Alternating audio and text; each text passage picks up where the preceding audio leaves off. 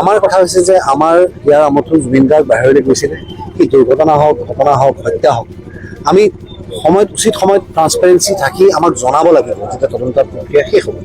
আৰু তাৰপিছত আৰম্ভ হ'ব আইনী যুঁজখন। তাত তেওঁলোকে কাক কেনেকৈ দোষী সাব্যস্ত কৰিব পাৰিব সেই কথাবিলাক আমাৰ অধিবক্তাসকলে আৰু সুন্দৰকৈ আমাক ক'ব পাৰিব, বা তেওঁলোকৰ পৰামৰ্শ মতে এতিয়ালৈকে আমি যিখিনি তেওঁলোকৰ আলোচনাত বহি যিখিনি বুজি পালোঁ যে কাৰ কি ধৰণৰ চাৰ্জ, কেনেকৈ চাৰ্জ লগোৱা হৈছে, কি হ'ব, তো এইখিনি প্ৰক্ৰিয়া হৈ যাব লাগিছিলে।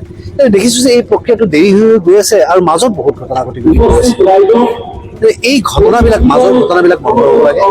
আৰু এই যে ৰাজনৈতিক এংগল এটা দিয়া হৈছে যে প্ৰত্যেকটা বস্তুত আজি অমুকত SOP দিলে, আজি ৰাতি ইমানলৈকে খোলা থাকিব, কালি অমুকত তৃতীয় পক্ষৰ কিবা হাত আছে, ইয়াৰ পৰা আৰু ৰাজনৈতিক দিশত যদি ব্যৱহাৰ কৰিব চেষ্টা কৰা হয়, এইটো কিন্তু অসমবাসী ৰাইজে কেতিয়াও ক্ষমা নকৰে।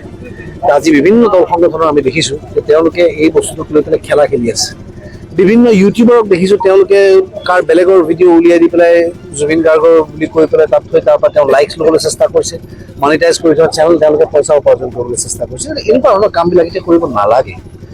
আৰু যি কঠোৰ দৃষ্টি জুবিন গাৰ্গৰ অনুৰাগীসকলে ৰাখিছে, আজি